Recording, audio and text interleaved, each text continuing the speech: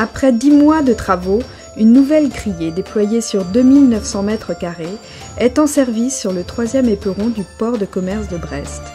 Actuellement, environ 120 pêcheurs et une cinquantaine de mareyeurs utilisent ce nouvel équipement à la pointe des dernières normes sanitaires et technologiques.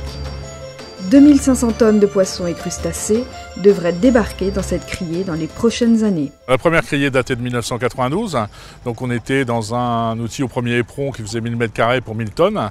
On arrive ici sur le 3e éperon avec un outil qui fait 2900 m², donc 3 fois plus grand.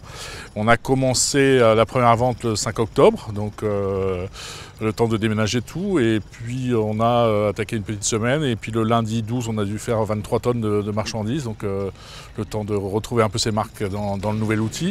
Donc on a dimensionné cet outil justement pour la marche en avant, avec des chambres froides pour le stockage de poissons d'une capacité de 30 tonnes, des viviers aussi à coquillages et à crustacés, donc 10 tonnes de chaque capacité, avec un traitement UV et filtration de toute l'eau de mer, donc on tourne en circuit fermé.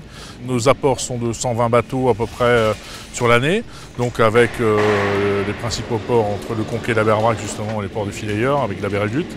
Les bateaux des îles aussi, Ouessant et puis Molène. Ici au 3e Bastien avec les côtiers et puis les coquilles de la rade de Brest. Première espèce, ici on est sur le filet, donc on est sur la lotte. On fait entre 400 et 600 tonnes de lotte par an, suivant la saison, quoi.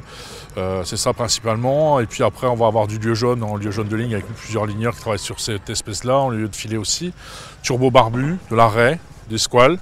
Et après on va avoir du crustacé, donc on est sur une année exceptionnelle cette année, on a fait 23 tonnes de homard, donc les côtiers ont bien pêché, un prix moyen aussi qui a dû prendre 4 à 5 euros, donc on est presque à 20 € de prix moyen sur du homard, donc là c'est pas mal. Et puis on est sur prat et tourteau araignée aussi, donc avec des bateaux justement comme le Conquet ou la Berbrac qui avec leur filet cible suivant la saison, si c'est des tourteaux ou des araignées en même temps que la lotte.